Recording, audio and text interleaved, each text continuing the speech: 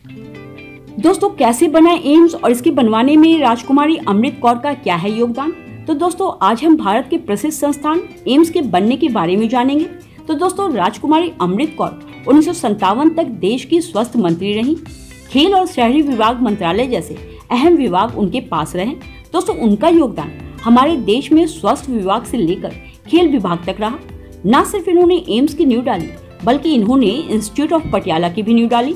तो दोस्तों आइए जानते हैं अखिल भारतीय आयुर्विज्ञान संस्थान यानी कि एम्स के बनने की पूरी कहानी। दोस्तों जिस एम्स दिल्ली में पहुंचते ही मरीज को भरोसा हो जाता है कि अब वो बिल्कुल ठीक हो जाएगा, उनका इलाज अच्छे से हो जाएगा। दोस्तों हर मेडिकल स्टूडेंट्स का सपना होता है कि वो एम्स से पढ़ाई करें। तो दोस्तों एम्स एक ऐसा संस्थान है जहां देश के कोने कोने से गंभीर मरीज इस आशा के साथ आते हैं कि उनका बेहतर तरीके से इलाज हो जाएगा। लोगों को एम्स पर पूरा भरोसा है। तो दोस्तों आइए जानते हैं राजकुमारी अमृत कौर कौन थी जिन्होंने एम्स की नींव डाली।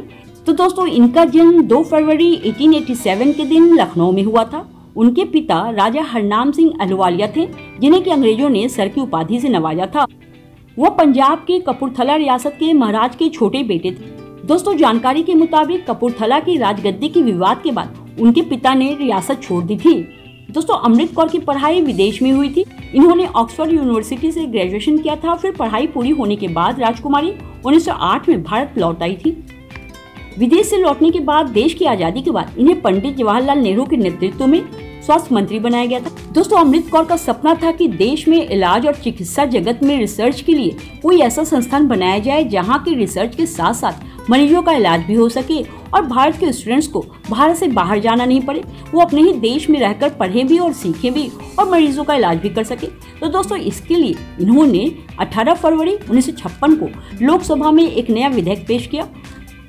दोस्तों राजकुमारी यानी कि स्वास्थ्य मंत्री का कहना था कि हमेशा से मेरा एक सपना था कि एक ऐसा संस्थान होना चाहिए जो युवाओं को अपने ही देश में आगे पढ़ने के लिए प्रेरित करे।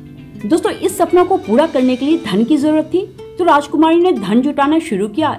इसके लिए इन्होंने अपनी विदेशी पहचान में भी जैसे कि अमेरिका, स्वीडन, पश्चिम जर्मनी, न्यूजीलैंड, ऑस्ट्रेलिया जैसे देशों से फंड जुटाना शुरू किया। इतना ही नहीं, इन्होंने शिमला में बना अपना पुश्तैनी महल भी एम्स के लिए दे दिया। दोस्तों तब जाकर एम्स बनने की तैयारी शुरू हुई।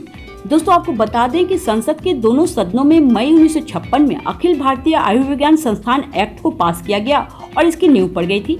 दोस्तों Amrit Kaur world health assembly की प्रमुख बनने वाली पहली एशियाई महिला थी और उनका निधन 6 फरवरी 1964 को नई दिल्ली में हो गया था। दोस्तों ऐसे देश सेविका और नेता को नमन।